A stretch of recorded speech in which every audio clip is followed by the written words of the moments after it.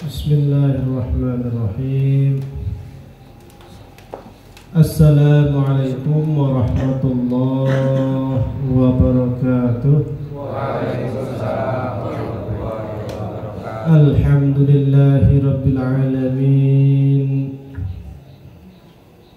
Wassalatu wassalamu ala asyrafil anbiya'i wal mursalin Sayyidina wa maulana Muhammadin wa ala alihi wa sahbihi wa tabi'in wa tabi'ihi tabi'in wa man tabi'ahum bi ihsanin ila yaumiddin. Amma ba'du. Jamaah, rekan-rekan, sahabat-sahabat sekalian yang kami hormati, puji syukur kehadirat Allah Subhanahu wa taala. Pada malam hari ini kita sama-sama dapat berkumpul, ta'lim, ngaji bareng. Mudah-mudahan mendapatkan barokah dari Allah Subhanahu wa taala. Salawat berserta salam semoga tetap tercurahkan kepada junjungan kita Nabi Agung Muhammad sallallahu alaihi wasallam. Sebuah kehormatan, senang sekali bertemu dengan sahabat-sahabat semuanya. Saya itu paling senang kalau ngobrol ngaji itu kalau pemuda, paling senang. Iya, makanya saya kalau ngaji itu kalau yang datang itu tua-tua semua, saya sering nanya itu, ini pemuda ini nanti. Apalagi kalau ngaji ada anak di bawah, tambah senang. Ya itu serius itu. Bocah kayak pelayan, kayak pilih anak gini dolanan ora apa-apa. Karena yang namanya anak-anak itu, yang namanya generasi muda itu, yaitu yang akan menjadi harapan kita ini, yang akan memegang tali estafet gerakan umat itu ya kita ini siapa lagi? Karena kalau kita lihat dalam sejarah Islam, pemegang tampuk peradaban kemajuan Islam itu ya para pemuda. Siapa meneh kan gitu. Maka saya senang, saya sering nanya ini pemuda ini di mana, pemudanya di mana. Kan saya sering ngaji itu sampai kemana, pernah sampai Jakarta, semua sampai Madura, semua Surabaya. Kebanyakan sing teko kok ya tua-tua, sing ingat mati kok tua-tua tok ngono. Kaya-kaya to sing cilik enom ki ora bakal mati. Padahal wong enom sing mati akeh. Gitu? Kata lu cah cilik mati ya pirang-pirang. Wong yang namanya umur manusia itu sudah dijatah oleh Allah Subhanahu wa taala. Orang kalau dijatah umurnya 20 ya 20, enggak bisa nambah. Jatah 30 ya 30, enggak bisa nambah. Idza jaa ajalukum fala yastakhiruna sa'atan wa la yastaqdimun. Kalau ajalnya sudah menjemput, sudah datang, ya nggak akan bisa ditawar-tawar lagi, nggak bisa diundur walau sedetik, nggak bisa dimajukan juga. Apa kayak pengen mati terus mumet perasaan utang pirang-pirang iso bayar terus mati saiki wae. Ora iso ngenyang karo pangeran, ora iso. Men ora iso bayar utang, men ora bayar, gak iso. Karena yang namanya umur itu sudah dijatah oleh Allah Subhanahu wa taala. Maka kita mestinya ingat mati itu ya kapan saja. Masih muda ingat mati, udah tua open meneh. Kan kalau udah tua kan sudah tinggal tunggu giliran. Dilalai sing mati apa yang tua gitu. Tapi padahal orang muda ya akeh gitu. Maka ketika anak muda mau ngaji ini sangat luar biasa. Rasulullah sendiri itu kan diangkat menjadi nabi umur berapa? 40 masih seger, masih muda. Dulu para ulama-ulama kita juga ketika mereka membawa kemajuan umat masih muda-muda. Imam Suyuti itu ngarang buku jumlahnya berapa? Kisaran 600 judul. 600 judul loh ini. Sak judulnya orang sing pirang jilid ngono iki. Lah dhewe mau sing mbok iso mbok ora, sing nulis kok iso. Itu Imam Suyuti. Umur 17 tahun itu sudah jadi dosen. Anak dhewe 17 tahun ini mau urung lurus ya. Sopo sing lurus gitu. Ya.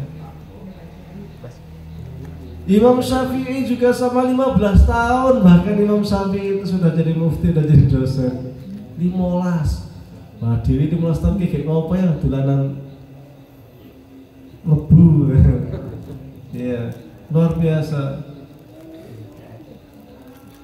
Ibnu Taimiyah juga sama, umur 22 tahun sudah duduk menjadi rektor di Universitas Darul Hadis di Syam, menggantikan ayahnya. Umur 20 tahun ayahnya meninggal, tapi selama 2 tahun beliau belum berani ngajar. Umur 22 tahun mengajar, menggantikan posisi ayahnya di Darul Hadis. Ibnu Taimiyah umur berapa? 22, semuda. Luar biasa. Kalau kita lihat perjuangan para pemuda-pemuda dalam sejarah Islam itu nggak habis-habis, luar biasa. Dulu ketika Nabi Muhammad SAW diangkat menjadi Rasul, di antara yang pertama-tama masuk Islam itu Ali bin Abi Thalib. Umur berapa? 6 tahun. Selama 6 tahun sampai kemudian Rasul wafat, suka duka bersama Rasulullah SAW. Sampai bahkan tatkala Rasulullah SAW hendak hijrah ke Madinah, Rasul itu banyak titipan. Rasul itu terkenal orangnya sangat amanah. Rasul itu dapat dipercaya. Maka orang-orang itu kalau menitipkan barang, kalau punya barang berharga, dititipkan kepada Rasulullah SAW. Biar apa? Biar aman. Orang-orang kafir Quraisy kalau suruh beriman nggak mau, menghujat, menghina Nabi. Tapi kalau punya barang, titipi ke Kanjeng Nabi, ke Muhammad, istilah mereka. Titipi ke Muhammad. Kenapa? Aman. Ini kon iman orang gelem. Tapi barangnya dititipkan ke Nabi Muhammad Sallallahu Alaihi Wasallam, biar aman. Maka kemudian tatkala Rasulullah Sallallahu Alaihi Wasallam hendak hijrah, barang rumah Rasul itu kayak bank, banyak titipan barang-barang berharga. Bukan kemudian Rasul ke hijrah ke Madinah, wah barang-barang kamu tak gua kabeh wis. Selain Dewi titipin tempat saya, menghina saya, mencerca saya, tak gua barangnya tak rasa kan ngono kan Dewi. Wah iya, kesempatan ya, gawane Madinah. Orang apa yang dilakukan Rasul ya, wah Rasulullah SAW memanggil Ali bin Abi Thalib, wahai Ali. Berarti Ali umurnya waktu itu 6 tambah 13 tambah 6 biro 19. Wahai Ali, ini barang-barang punya orang-orang kafir Quraisy. Dicatat satu-satu, tolong, ini si punya si fulan, ini punya fulan, ini punya fulan, ini punya, tulis. Allah telah perintahkan saya untuk berhijrah, maka saya perintahkan umat Islam untuk berhijrah. Saya hanya tinggal nunggu hari ketika Allah mengatakan hijrah, maka saya akan berangkat.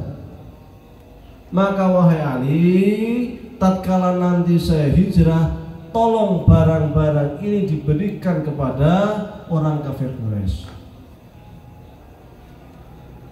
Sampai pada akhirnya Allah perintahkan Nabi Muhammad SAW untuk berhijrah. Maka Nabi berpesan kepada Ali bin Abi Thalib, wahai Ali, ini nanti malam saya diperintahkan oleh Allah SWT untuk berhijrah. Maka tolong kamu nanti malam tidur di kamar saya. Tidur di kamar saya untuk apa? Siap-siap untuk mati. Nah, karena Nabi Muhammad sudah bilang, sudah tahu dan dikasih tahu oleh Allah SWT, nanti malam orang-orang Quraisy sebelumnya sudah rapat, sudah sepakat untuk membunuh Rasulullah SAW. Kenapa mereka ingin membunuh? Alasannya karena backingan Nabi Muhammad sudah nggak ada. Yang membacking Nabi Muhammad itu ada dua. Yang bikin orang Quraisy itu nggak berani nangkap, nyakitin Rasulullah itu ada dua orang. Satu namanya Abu Thalib, pamannya, satu lagi istrinya Khadijah. Ini dua orang yang di suku Quraisy ini sangat terpandang, segan semua orang kalau sudah berhadapan dengan mereka ini. Maka karena orang kafir Quraisy pernah datang mendatangi Abu Thalib, wahai Abu Thalib, tolong serahkan Muhammad. Maka Abu Thalib mengatakan, wahai Muhammad, datang ke sini. Apa sih sesungguhnya yang kamu lakukan sehingga orang-orang Quraisy kok pada ribut semuanya? Rasul menyampaikan apa adanya. Saya hanya menyampaikan wahyu dari Allah supaya mereka bertauhid kepada Allah, tidak menyembah berhala, supaya mereka menyambung tali silaturahmi, supaya mereka itu berbaik kepada orang fakir, berbaik kepada orang miskin, berbuat jujur, tidak mencuri, tidak berzina. Ternyata apa yang disampaikan Rasul baik-baik semua. Maka Abu Thalib mengatakan, ya Muhammad, lanjutkan dakwahmu. Sekiranya matahari itu, kata Rasul waktu itu ketika suruh meninggalkan dakwahnya, sekiranya matahari itu ditaruh di tangan kananku dan rembulan ditaruh di tangan kiriku, saya nggak akan pernah meninggalkan dakwah. Pamannya mengatakan, ya Muhammad, silahkan lanjut, saya akan dukung. Meskipun pamannya ini tidak masuk Islam sampai meninggal, nggak masuk Islam. Bahkan menjelang meninggal itu Rasul datang, wahai paman, ngucapin la ilaha illallah Muhammad Rasulullah. Itu aja udah, nggak usah macam-macam, cukup la ilaha illallah Muhammad Rasulullah, Allah jamin masuk surga. Sampai sangat berharap, nangis-nangis Rasulullah mengharapkan pamannya ini supaya bersyahadat. Kenapa? Karena pamannya ini yang backingi Rasulullah SAW, yang mendukung terus dakwahnya. Yang namanya hidayah dilari ke orang gelem, sampai meninggal orang gelem, hanya suruh mengucapkan la ilaha illallah Muhammad Rasulullah. Akhirnya meninggal dalam keadaan kafir. Makanya Rasul sedihnya minta ampun ketika pamannya meninggal, itu sedihnya luar biasa. Yang membackingi Rasulullah selama ini beliau meninggal. Rasul udah mikir, wah ini kafir Quraisy sudah akan makin berani sama saya. Kok istrinya meninggal, waduh. Makanya Rasul sangat sedih. Waktu itu merenung, sering merenung. Ya Allah, Khadijah istri tersayang mengorbankan harta bendanya. Dulu itu kaya raya Khadijah, hartanya habis hanya untuk dakwah membela agama Islam, disumbangkan melalui Rasulullah SAW. Maka kemudian waktu itu disebut dengan istilah Amul Husni, tahun kesedihan. Kan Rasul sedih sekali. Dua backingannya meninggal dunia, dipanggil oleh Allah SWT. Maka kemudian dihibur sama Allah SWT dengan Isra Mi'raj, yang di atas itu di Sidratul Muntaha sana mendapatkan wahyu perintah sholat. Maka kemudian ketika hendak hijrah itu, orang-orang kafir Quraisy mereka sudah rapat ingin membunuh Rasulullah, karena mereka sudah berani. Khadijah sudah nggak ada, Abu Thalib sudah nggak ada, iya gampang lagi, kita binasakan saja Rasulullah SAW. Tapi mereka pun bingung, kalau membunuh Rasul ini juga punya konsekuensi. Ini kan Rasul dari Bani Hashim, mesti Bani Hashim akan menuntut. Karena bagi mereka ini bukan masalah Rasul atau bukan Rasul, tapi ini masalah Muhammad bin Abdullah bin Abdul Muthalib bin kan begitu. Pasti keluarganya akan nuntut ini. Dan sudah menjadi tradisi Arab, siapa yang membunuh harus dikisos. Akhirnya mereka rapat bersama, kira-kira siapa yang berani membunuh? Enggak ada yang berani membunuh. Tapi kemudian, nah begini saja, setiap suku ambil orang-orang yang bisa mewakili sukunya, rame-rame, bareng-bareng, kepung rumah Muhammad. Biasanya pagi-pagi keluar dari rumah untuk melaksanakan sholat. Nah waktu itu kita bunuh rame-rame. Nanti kan Bani Hashim bingung harus menuntut siapa. Semua suku terlibat, masa semua suku Arab mau dibunuh semua? Ide cemerlang kan gitu. Wah bagus, mboknya biyen ngono. Wah ide bagus ini. Maka kemudian mereka malam-malam rame-rame mengepung rumah Rasulullah SAW. Rasul waktu itu sudah perintahkan Ali, segera kamu tidur di tempat saya. Rumah Rasul itu kotak. Orang Arab itu rumahnya kotak-kotak.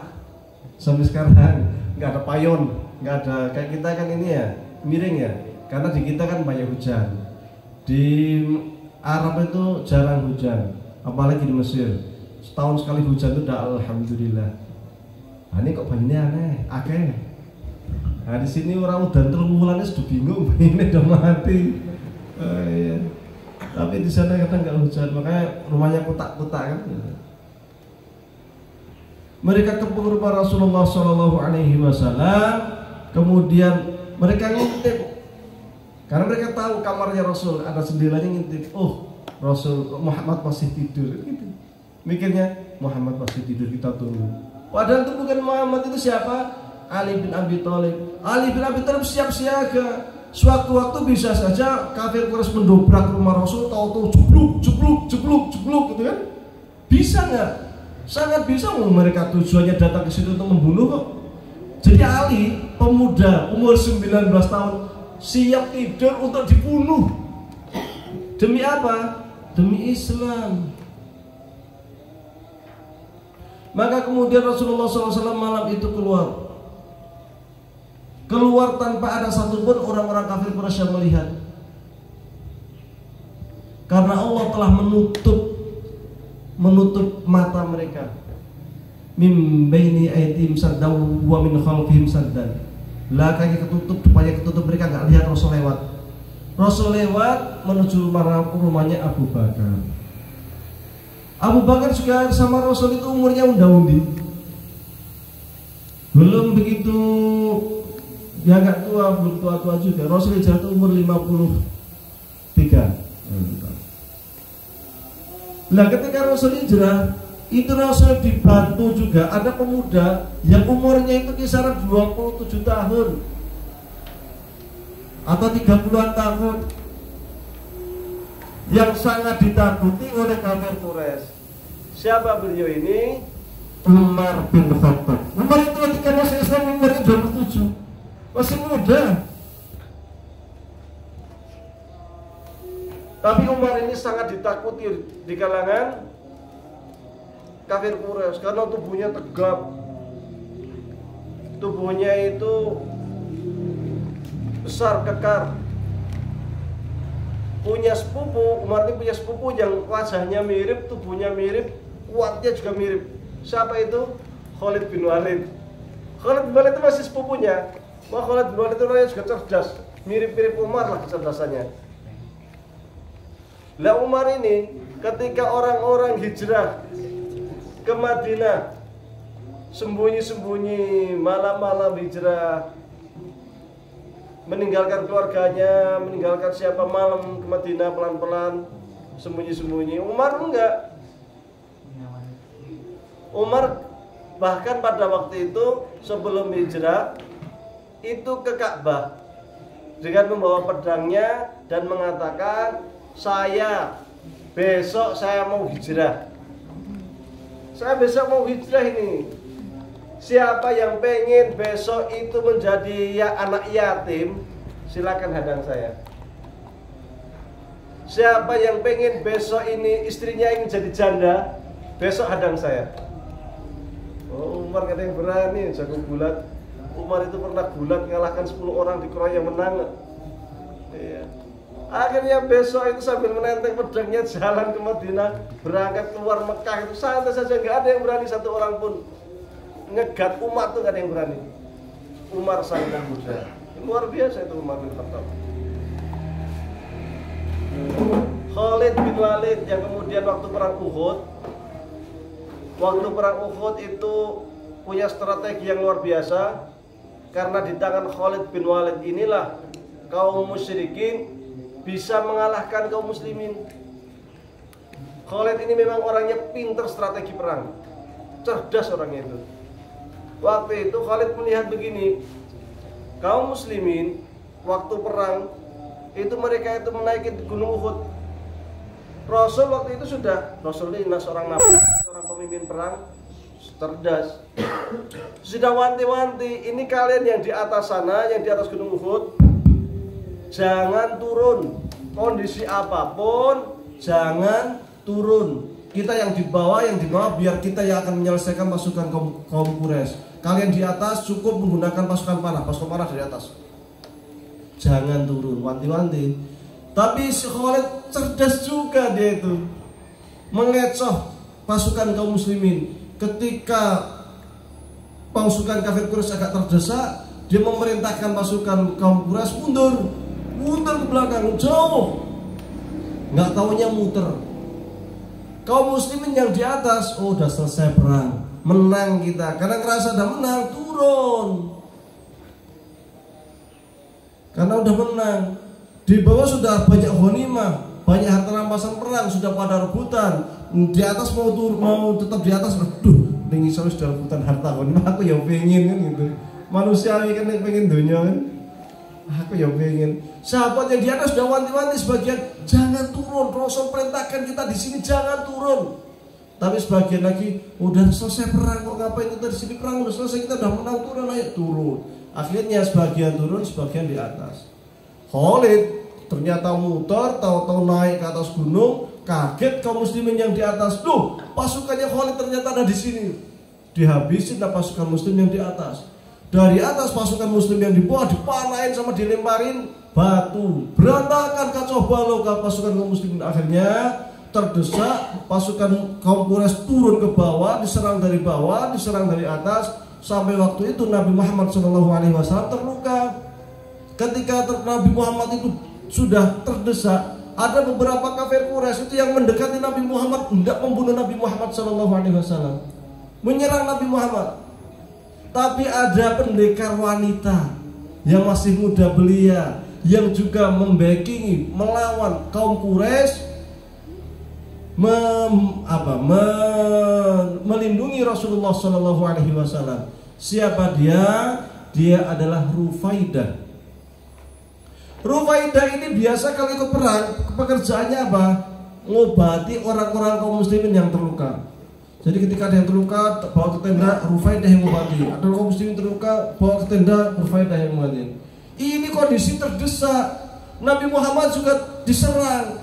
Kaum muslimin kocar-kacir. Ketika melihat Rasulullah SAW juga diserang, hendak dibunuh, Rufaidah yang perempuan ini ambil pedangnya, angkat senjata, melindungi Rasulullah SAW. Jadi kalau di dalam kisah-kisah kita itu ada Mantili, ada Lasmini. Loh, sejarah kita itu punya juga ternyata pendekar wanita yang luar biasa itu melindungi Rasulullah SAW. Iya, bedone kok tangane iki ora ono genine ngono lho. Ora iso mabur ngono. Nek Mantili kan iso mabur ngono kae to. Bisa nyebul. Luar biasa Rufaidah ini melindungi Rasulullah SAW dari serangan kafir Quraisy. Dan Rufaidah ini perempuan wanita, bukan mak-mak, bukan mbok-mbok istilahnya, masih seger, masih muda belia, luar biasa. Jadi gerakan dakwah Islam ini memang banyak ditopang oleh anak-anak muda, oleh orang-orang yang masih seger. Termasuk juga Pak yang namanya siapa? Salman Al-Farisi. Salman Al-Farisi, pernah dengar ya? Salman, ada namanya Salman sini. Wah, top ini. Salman ini. Al-Farakani. Ya, semoga-moga menjadi mirip dengan perjuangannya Salman Al-Farisi. Solahnya mirip sama Salman Al-Farisi, ilmunya mirip sama Salman Al-Farisi. Salman Al-Farisi itu ceritanya gimana? Dia itu waktu itu masih kecil, masih anak-anak. Ya anak-anak umur 6-7 tahun lah. Di Persia, Iran kalau sekarang. Bapaknya ini seorang kiai, tapi kiainya orang Majusi, ya kerjaannya nyembah api. Maka namanya kiai, pengen anaknya ini jadi kiai kan, Gus ini. Tapi karena nyembahnya api jadinya gosong. Ya. Pengen sekali nih anaknya itu meneruskan cita-citanya, nanti kalau saya mati anak saya menjadi kader gitu. Maka dikaderlah si Salman Al-Farisi ini supaya menjadi kiai, diajarin ajaran-ajaran apa itu namanya itu, Majusi.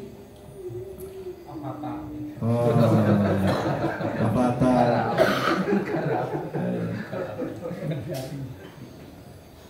Tapi lama-lama Salmannya masih anak dan bingung, mosok api kok disembah yopo. Di otak dia itu ngelawan, nggak percaya gitu loh. Makanya dia kalau sedang diajarin sama bapaknya itu kadang bolos. Bapaknya itu pusing, anak saya mau tak kader jadi kiai Gus kok. Tapi kalau diajarin bolos saja. Akhirnya apa? Suatu kali dimarahin sama bapaknya, mbok malam tambah bolos, ora bali-bali, ngayap ngindi beruh kan. Pas pulang, wah tambah dimarahin, akhirnya diikat, dipasung di kamar, biar nggak lari. Saking suntuknya ayahnya itu, pengen jadi kiai Gus kan, kok malah ngelera umum diatur. Pas dia itu dipasung diikat, dia itu punya pembantunya itu sayang banget sama Salman ini, karena melihat Salman ini dipasung, maka ketika ayahnya ini sedang pergi dilepas. Kemudian Salman pergi merantau, pergi sampailah ke daerah yang namanya Palestina. Ya, saya lama-lama dia bertahun-tahun dia merantau di Palestina. Kemudian di sana dia bergaul, kenallah orang-orang Kristen. Palestina banyak Kristen sampai sekarang. Saya pernah ke Baitul Laham, pernah saya ke gereja Kiamah itu pernah saya ke Masjid Aqsa, sholat Jumat di sana. Habis sholat Jumat ternyata demo. Kalau demo ini serem. Israel itu senjata gede-gede ya, dan kamera di mana-mana itu. Serem Israel di Palestina itu. Akhirnya dia masuk ke gereja, mendengarkan ceramahnya apa kalau orang Kristen namanya pendeta. Lama-lama tertarik, akhirnya masuk Kristen. Setelah masuk Kristen, dia dikader sama pendetanya ini. Dia itu kan cerdas orangnya. Wah, ini bocah kok cerdas, pinter. Ini layak mewarisi ilmu saya kan gitu, menjadi kiai di sini. Kok pendetanya ini ternyata cuman baik di depan, di belakangnya ternyata korupsi. Jadi di gereja itu biasanya ada namanya, sampai sekarang kayaknya masih ada, bayar ongkos tadi, bayar upeti itu, bayar pajak atau apalah istilahnya itu. Zakat lah kalau kita itu mungkin diserahkan ke gereja kan gitu. Zakatnya serahkan ke gereja untuk kemudian dikasihkan ke fakir miskin. Atau dimbat dewe, dikorupsi. Pas tahu gitu, Salman marah, walah ternyata guru saya ternyata korupsi. Akhirnya diumumkan ke masyarakat situ kalau pendetanya korupsi. Wah, masyarakat marah besar, demo. Akhirnya pendetanya ditangkap, dibunuh. Salman pergi mengelana, kemudian sampailah di Syam, mengembara sampai Syam itu Suriah kalau sekarang ya, Suriah. Suriah juga banyak Kristen sana sampai sekarang, apalagi Lebanon Kristennya banyak. Di Suriah masuk ke gereja lagi, kemudian ada pendetanya bagus, bertahun-tahun dia di situ. Menjadilah dia dikader untuk jadi pendeta. Sampai kemudian pendetanya ini sakit keras, mau meninggal. Sama melihat gurunya ini luar biasa, orangnya itu nyufi lah, tawadhu. Sampai kemudian gurunya bilang gini, wahai Salman, ini waktu zaman turunnya Nabi terakhir, kamu cari tanda-tandanya sudah banyak kalau sekarang ini ada nabi. Cari. Loh, pendetanya tahu dari mana? Dari Taurat, dari Injil. Di dalam Al-Qur'an dikatakan, wa qala Isa bin Maryam ya bani Israila inni rasulullah ilaikum musaddiqan lima baina yadayya minat taurati wa mubasyiran bi rasulin ya'ti min ba'di ismuhu Ahmad. Saya ini pendeta, saya ini tahu dari Taurat, dari Injil bahwasanya kelak akan datang seorang nabi terakhir yang namanya Ahmad, Franklin kalau bahasa Ibraninya. Wahai Salman, sekarang ini zamannya, kamu cari sana. Waktu itu memang nabi baru diutus di Mekah. Ini Salman masih muda ini, belum nikah, masih muda. Kemudian pendetanya meninggal, maka Salman langsung mengikuti wasiat gurunya. Dia mau mencari, dia sudah berpikir saya akan cari ke Mekah, karena di antara ciri-cirinya itu turun di antara dua bukit di padang pasir. Pokoknya kemungkinan besar itu ada di Mekah. Rasul waktu itu ada di Mekah. Baru di jalan menuju Mekah dirampok. Salman dirampok, akhirnya dijadikan budak. Jadilah budak dia di jalan, belum perbatasan antara keluar Syam lah, sebelum sampai ke Mekah. Setelah jadian budak beberapa lama, terus dijual, dibeli oleh orang Yahudi dari Medina. Akhirnya Salman ini dibawa ke Madinah. Karena di Madinah, ya dia sebagai seorang budak udah lupa kalau dia dulu itu sebenarnya pengen mencari nabi. Ya kerjanya udah ikut tuannya aja lah, ketuannya udah suruh ngurus kurma, yang ngurus kurma, suruh apa ya apa, suruh kerja ya kerja gitu. Si Salman ini sampai kemudian orang Madinah masuk Islam. Tahu kenapa orang Madinah masuk Islam lebih banyak dibanding Mekah? Rasul dakwah 13 tahun di Mekah, yang masuk Islam jam berapa? Susahnya ampun. Nah, kok Madinah udah masuk Islam kabeh, dua suku, Rasul sama Aus. Rasul padahal belum pernah ke Madinah, kan gitu. Ceritanya itu ketika Salman di sana itu, Salman nggak tahu apa-apa waktu itu. Orang Arab Madinah itu dulu sering mendengar orang Yahudi bilang gini, karena orang Arab Madinah itu musuhan, perang dingin sama Yahudi. Yang Yahudi itu yang menguasai ekonomi Madinah itu Yahudi. Masa ekonomi Madinah, ya kayak Cina lah di kita, nggak banyak tapi menguasai.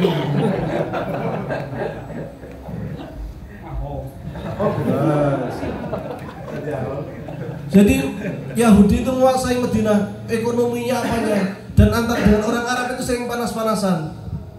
Nah, orang Yahudi bilang gini, pokoknya nanti kalau sudah datang Nabi terakhir, kami akan ikut Nabi terakhir.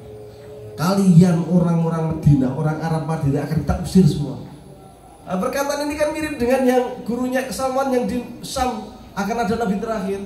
Karena orang-orang Yahudi di Madinah juga tahu itu sudah zaman sekarang itu zamannya Nabi itu.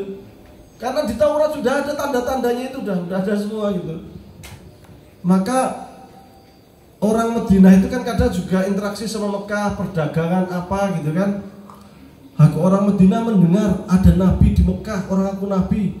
Langsung rapat mereka, ini ada orang aku Nabi di Mekah nih. Jangan-jangan ini yang dibilang sama orang Yahudi nih. Kita harus cepat-cepat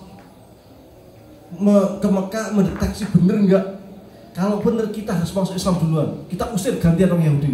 Karena sifat diantara salah satu sifat orang Yahudi itu gengsi. Ya, sampai sekarang gengsi nih orang Yahudi itu. Mereka kan gak masuk Islam karena gengsi.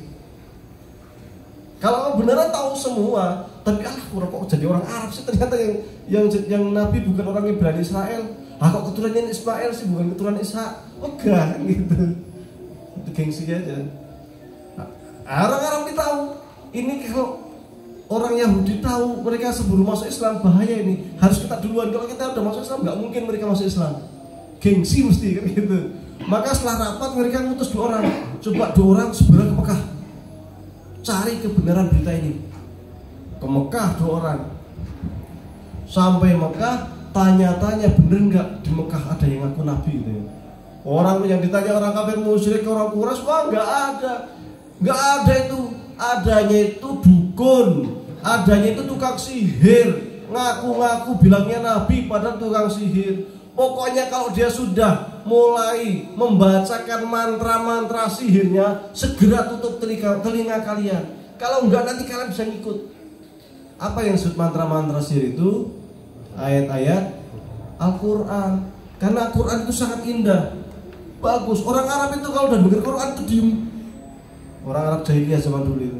Karena saking bagusnya itu, sehingga hanyut gitu. Bagus banget ya, kok indah banget ya. Yang namanya Abu Jahal saja sama Amr bin As, waktu Amr bin As belum masuk Islam, itu kalau malam-malam itu sering datang ke rumah Rasul, mojok Amr bin As basono, Abu Jahal sebelah sini denger Rasul baca Quran. Karena bagusnya itu loh. Pernah selesai baca Quran, mereka mau pulang petuan yang pojokan. Dulu Abu Jahal apa ini? Loh kamu Amr bin As apa ini? Ketawa dulu. Mas ketok gitu. Ternyata ya, itu karena bagus. Karena kalau udah dengar Quran itu indah itu. Bahasanya, sastranya itu nggak ada yang ngalahin. Orang Arab kan suka sastra, suka puisi. Nggak ada bangsa yang suka puisi melebihi orang Arab itu. Sampai sekarang, bayangkan di Mesir presiden sedang pidato resmi di gedung DPR, lagi serius-seriusnya. Tahu-tahu ada orang berdiri baca puisi. Bahkan kalau di kita orang dianggap gemblong gitu kan. Wah. Itu biasa nanti habis puisi muji-muji presiden, itu tepuk tangan semua. Gitu-gitu. Wong Arab senang puisi. Iya. Nah, Quran ini melebihi puisi. Sangat indah. Makanya ketika Allah memberikan mukjizat kepada Nabi Muhammad, mukjizatnya itu Al-Quran. Jangankan orang Arab, kita saja yang nggak paham bahasa Arab, nggak pernah belajar bahasa Arab, kalau ada orang baca Quran merdu, enak, denger itu enak, kayak turun berarti kok lihat, enak. Padahal kita nggak paham isi ngomong apa, nggak paham. Kalau nggak buka terjemahan aja gitu. Itu rahasia Al-Quran. Meskipun nggak paham pun tetap rasanya adem ayem. Nah, maka dia udah wanti-wanti, jangan, pokoknya hati-hati. Dia punya mantra, kalau dia baca mantra ya tutup telingamu. Kalau enggak ikut kamu. Dua orang ini makin penasaran ini. Jangan-jangan bener ini. Tanya lagi, sampai akhirnya ketemu sama Nabi Muhammad SAW. Ketemu Nabi Muhammad, akhirnya bertanya, ya Rasul, ya Muhammad, kita ini mendengar bahwasanya tahun ini, saat ini di Mekah ada yang ngaku nabi, dan saya tanya-tanya keliling di Mekah, katanya engkau yang menyatakan sebagai seorang nabi. Maka Rasul jawab, benar, Allah telah mengutus saya sebagai seorang nabi, mengajarkan kepada saya supaya kita itu selalu bertauhid la ilaha illallah Muhammad Rasulullah, agar kita itu selalu menyambung silaturahmi, berbaik kepada orang miskin, berbuat baik kepada orang fakir, kepada tetangga, kepada saudara, bersilaturahmi, tidak mabuk-mabukan, tidak berzina, tidak mencuri, tidak merampok. Wah, sekarang ini kok api-api. Langsung dua orang, wah ini baik benar. Maka kemudian dua orang ini, ya Rasulullah, maka kami pun di sini datang ke sini. Kami ini utusan dari masyarakat Arab Madinah, datang ke sini sengaja untuk menemui engkau, memastikan bahwa engkau benar-benar Rasulullah, dan ternyata engkau adalah Rasulullah membawa ajaran yang benar. Maka izinkanlah kami berbaiat. Maka kemudian dua orang ini dibaiat oleh Rasulullah SAW masuk Islam. Dua orang ini langsung pergi ke Madinah, ngabarkan ke masyarakat Madinah. Maka orang-orang Madinah langsung berbondong-bondong masuk Islam. Wah, pokoknya cepetan, rapat langsung. Bener ternyata ada Nabi, ciri-cirinya persis seperti yang disampaikan orang Yahudi. Pokoknya ngikut cepetan, bondong-bondong masuk Islam. Suku Aus dan suku Khazraj. Ini Salman masih nggak ngeh. Salman masih kerjanya di ladang, ngurusin kurma. Sampai kemudian suku Aus dan Khazraj ini mengutus orang lagi 12 tahun depannya. 12 untuk menemui Rasulullah. Mereka ketemu Rasulullah di Mekah. Untuk apa? Berbaiat. Akhirnya dibaiat oleh Rasulullah SAW bahwa mereka itu adalah pengikut Rasulullah SAW, akan selalu membela Islam, membela Rasulullah SAW sehidup semati. Yadullah fawqa aydihim, ya kan? Berbaiat. Mereka pulang lagi. Setelah pulang ke Madinah, apa yang disampaikan oleh Rasulullah disampaikan kepada suku Aus dan suku Khazraj. Tahun depannya lagi 73 orang kirim lagi untuk menemui Rasulullah dan berbaiat sambil menawari Rasulullah SAW untuk berhijrah ke Madinah. Dan yang datang ini sudah ada 2 wanita untuk berbaiat. Utusannya kalau sebelumnya yang 2 orang pertama laki-laki, kemudian 12 orang semuanya laki-laki. Tapi yang 73 ini sudah ada perempuannya, utusan dari kalangan wanita. Jadi memang zaman Rasul itu yang namanya perempuan wanita sudah berperan sejak awal. Sejak awal kenabian itu wanita sudah berperan terkait dengan perjuangan Islam. Menyampaikan kepada Rasulullah menawarkan hijrah. Rasul menjawab, insya Allah selama Allah memerintahkan hijrah ya kita akan hijrah. Tapi kalau Allah belum perintahkan hijrah ya tidak berhijrah gitu. Sampai kemudian Allah perintahkan untuk hijrah. Salman ini masih belum begitu ngeh awalnya itu. Salman pemuda belum begitu ngeh. Sampai kemudian Rasul hijrah kok rame. Salman baru mulai, kok Madinah kok rame ya katanya. Orang kok sering ke pinggir jalan, ke pintu Madinah, pintu masuk Madinah. Ada apa ya? Baru Salman nanya, ini ada apa ini? Ini kita mau menyambut seorang nabi yang hijrah dari Mekah menuju Madinah. Sudah keluar Mekah, kami masih menanti. Salman ingat lagi, oh iya ya, saya kan dulu kan memang tujuannya mencari nabi, jangan-jangan ini nabinya. Semangat Salman. Akhirnya Salman itu kan suka mencuri-curi waktu ke situ lihat-lihat. Nah, Salman itu kan ngurusin kurma. Jadi kadang tuh naik pohon kurma lihat-lihat. Oh kira-kira sudah datang belum? Kira-kira sudah datang belum? Jadi pengen juga gitu. Tapi Salman ini masih agamanya masih nggak jelas. Kalau sebelumnya kan Masehi ya, Kristen ya.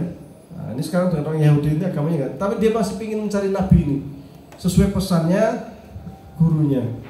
Sampai kemudian Rasulullah SAW datang ke Madinah. Salman waktu itu masih di atas pohon kurma. Pas melihat ada 2 orang, yaitu siapa?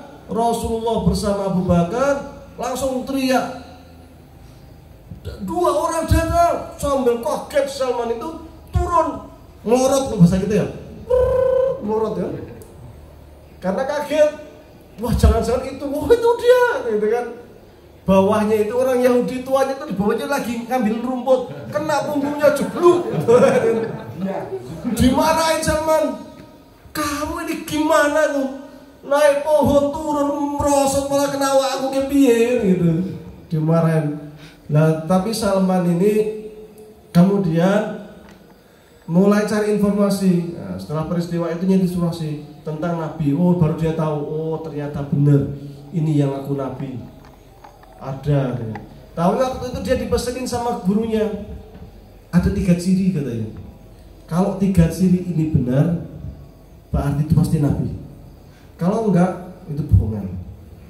Ciri pertama, dia tidak menerima sedekah. Maka dia kumpulin kurma. Ketika Rasulullah sudah stabil di Madinah, si pemuda Salman ini datang mendatangi Rasulullah SAW, ingin ketemu. Setelah ketemu, ada apa? Anda namanya siapa? Saya Salman. Saya orang Persia. Oh Salman, apa maksud kedatangan Anda? Saya kesini ingin ngasih sedekah. Sama Rasulullah SAW ditolak, diterima, dikasihkan ke sahabat-sahabat yang lain. Silakan sahabat-sahabat makan, ini ada sedekah dari Salman. Salman langsung, ciri pertama sesuai, cinta. Tidak menerima sedekah. Ciri kedua, menerima hadiah. Besok mulai ngumpulin kurma lagi. Datang lagi. Ya Muhammad, Yang pertama saya datang untuk silaturahmi ingkang kaping kalih. Yang Jawa kan ngeten. Nah, niat kula mriki badhe mau ngasih hadiah, ini ada sedikit kurma. Barangkali engkau berkenan. Terus ambil dimakan. Baru sisanya dikasihkan sahabat, tapi tidak makan. Langsung, oh ciri kedua cocok centang, menerima hadiah. Kemarin sedekah enggak diterima. Nah. Tinggal satu cirinya. Antar pundak Rasul ini ada stempel kenabian. Bentuknya itu kayak bulat, terus dagingnya agak naik dikit. Nah, namanya stempel kenabian. Nah, sopo kan dicek gitu. Sopo ngerti osik duwe. Tato.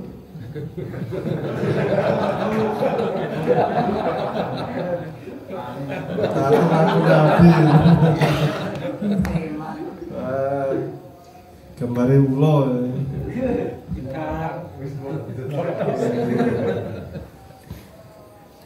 Maka besoknya Salman mikir, gimana caranya ya saya melihat yang ketiga, seri ketiga ini. Maka kemudian Salman besok datang ketika Rasulullah lagi ngajarin para sahabat. Tapi Salman ini datangnya aneh, duduk di depan, pura-pura ke belakang, membelakangi Rasul, mau ngeliat sini kan terletaknya di sini, pengen lihat kan.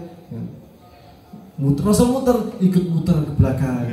Rasul curiga, wah ini jangan-jangan mau ngetes ini, mau tahu kalau saya itu Nabi. Maka Rasul kan punya jubah biasa, putih.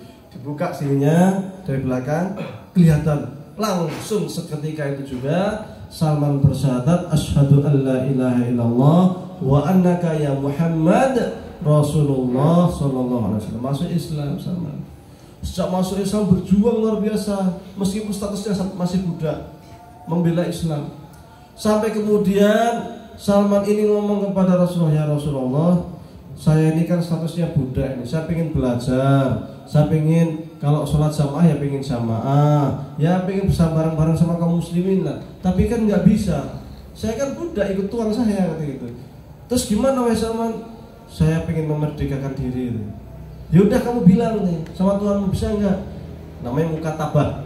Mukatabah itu budak yang minta ketuanya untuk memerdekakan diri tapi membayar. Sama akhirnya si Salman ngomong ke tuannya, wahai tuanku, saya pengen memerdekakan diri. Tuannya mengatakan, oh boleh, nggak apa-apa, dengan syarat, tolong, saya masih punya kebun kosong ini, tolong tanami 30 pokok kurma. Terus dari mana? Ya pokoknya terserah, pokoknya dari Salman terserah, dia caranya pokoknya 300. Mahal, pokok kurma itu harganya mahal lumayan, 300 bener, disuruh nanam. Akhirnya beliau si Salman kemudian mendatangi Rasulullah, ya Rasulullah, saya sudah matur kepada tuan saya, diperkenankan, cuman saya suruh menanam 300 pokok kurma. Waktu itu ada lagi pengajian, lagi banyak sahabat. Maka Rasul langsung ngomong kepada para sahabat, wahai para sahabat semuanya, ini saudaramu Salman pengen memerdekakan diri, syaratnya nanam 300 pokok kurma, tolong dibantu. Akhirnya yang namanya sahabat itu punya sifat ithar. Ithar itu apa? Sering mendahulukan kepentingan saudaranya. Wa yu'thiruna ala anfusihim walau kana bihim khassasah. Mereka mendahulukan kepentingan saudaranya meskipun kadang dia sendiri sangat butuh. Nah, akhirnya rame-rame iuran nyumbang sampai dapat 300 pokok kurma. Kemudian sahabat rame-rame membantu Salman nanam 300 pokok pohon kurma sampai akhirnya Salman ini bisa memerdekakan diri. Sampai akhirnya menjadi sahabat Rasul, rame-rame benar-benar punya sahabat dekat. Nah, Salman ini kan budak pemerdekaan bingung arep turu nang ndi, arep omah karo dewa dhewe kan tilak akhirnya matur ke Rasulullah, ya Rasulullah, alhamdulillah sudah merdeka, tapi saya nggak punya rumah, nggak punya apa-apa piye. Akhirnya Rasul bilang begini, ini Salman saudara kalian, siapa yang pengen Salman ini barang-barang di rumahnya, ngacunglah Bu Darda. boleh tidur di tempat saya Rasulullah, boleh menjadi saudara saya Rasulullah. Akhirnya tinggal sama Abu Darda. Abu Darda itu masih pemuda, belum nikah juga, sama-sama masih bujang. Sama-sama masih bujang. Akhirnya bareng sama Abu Darda, itu akrab sekali. Kesana ke wari-wari sering bareng. Sampai akhirnya si Salman ini lihat perempuan Madinah kok ayu. Ayu ini, kepingin nikah. Akhirnya minta kepada Abu Darda, wahai Abu Darda, saya kok pengen nikah nih katanya. Ada wanita Madinah yang kayaknya kok akik temen gitu kan, melenis. Akhirnya minta ke Abu Darda, wahai Abu Darda, tolong ya nanti bantu saya lamarin. Nah gitu. Abu Darda sudah, oh iya gampang. Tapi si Salman ini miskin nih. Ini orang ada duit ya. Abu ya orang ada duit. Ya nabung sih kalau ini. Adilan Abu Darda barang ya wongnya orang ada duit, pada orang ada duit ya. Akhirnya mereka ngumpulin dana. Si Salman ini dapatlah uang untuk mahar. Salman siap nih maharnya di Salman ini. Akhirnya minta ke Abu Darda, tolong temenin saya katanya, untuk melamar. Akhirnya bismillah jalan bareng, ngetok pintu, assalamualaikum, dipersilakan masuk. Masuk. Yang nemui ayahnya, kaping sepindah silaturahmi, kan kaping kali pun karena diperkenankan, ini saya Abu Darda, saya membawa teman saya namanya Salman. Ini Salman kok pengen meminang putri bapak, kan gitu. Kata ayahnya, oh iya baik, sangat senang. Abu Darda adalah sahabat yang sangat mulia, Salman adalah sangat mulia, dua-duanya adalah sangat sahabat Rasulullah SAW. Kami sangat senang sahabat Rasulullah SAW datang ke sini untuk melamar anak kami. Hanya saya tidak bisa memberikan jawaban, saya harus tanya kepada anak saya dulu. Kemudian dia masuk ke dalam, menyampaikan kepada putrinya. Putrinya ngintip, Salman yang mana ya, kan gitu. Itu yang duduk yang paling kanan. Oh guys, kanan. Ada yang kiri itu Abu Darda. Itu dua-duanya masih bujang, masih gitu kan itu. Kalau sama sih saya kayaknya enggak, saya pengen Abu Darda.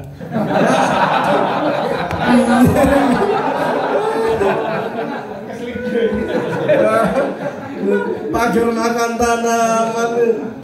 Akhirnya ayahnya keluar menyampaikan, alhamdulillah sahabat-sahabat yang mulia sudah saya sampaikan ke putri saya. Hanya mohon maaf, ini putri saya kok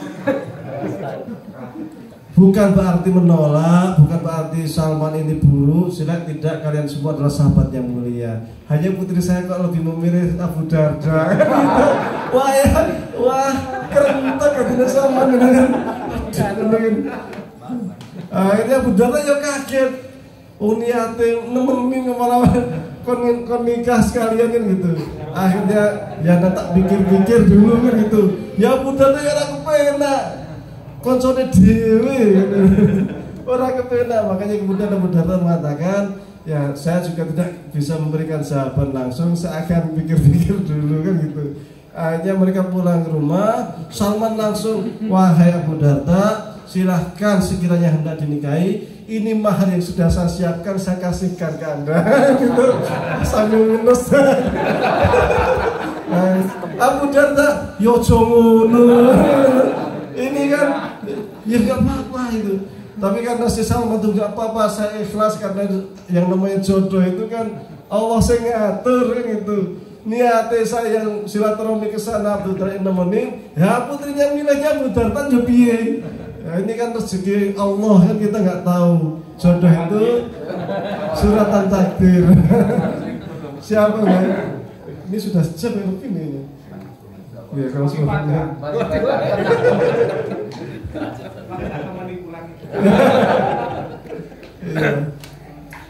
Akhirnya nikah Salman ini tanazul kalau bahasa Arab, menyerahkan semuanya ke Abu Darda, termasuk mahar yang sudah disiapkan dikasihkan Abu Darda. Akhirnya mereka menikah.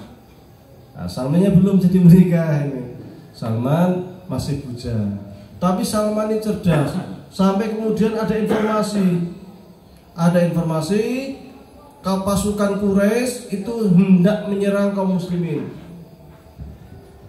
Itu usai setelah perang Badar kaum muslimin menang.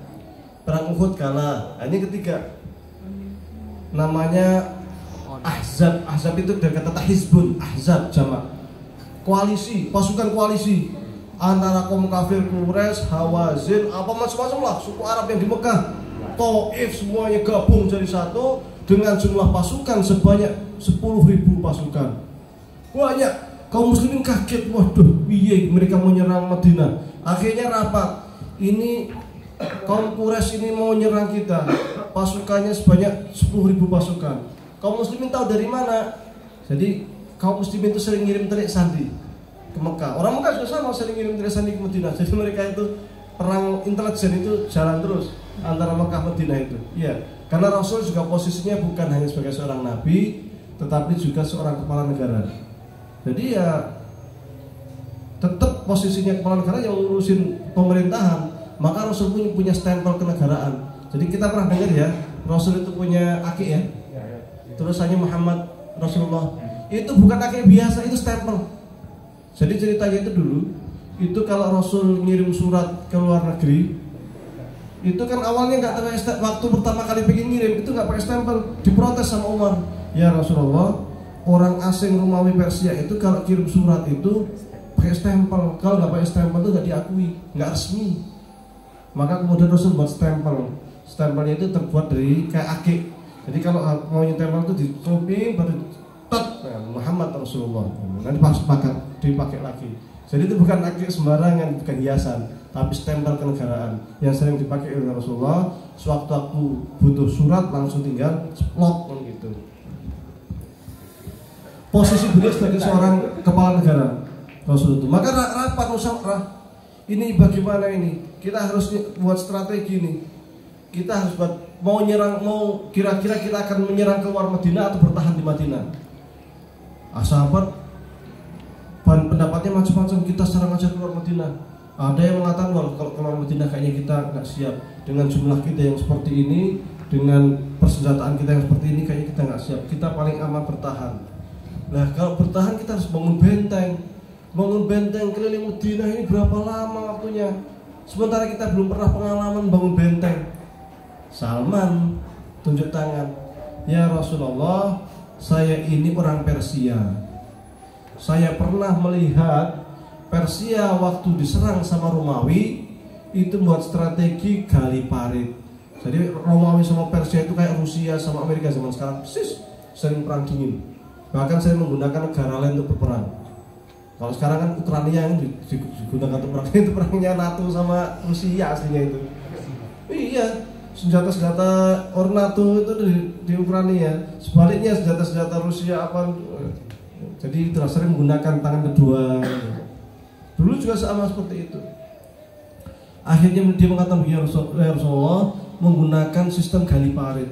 Bagaimana itu? Kita buat parit yang mengelilingi Madinah, yang kira-kira berasal dari arah kafir Quraisy. Sekiranya nanti itu mereka tidak bisa masuk. Benar, bagus itu.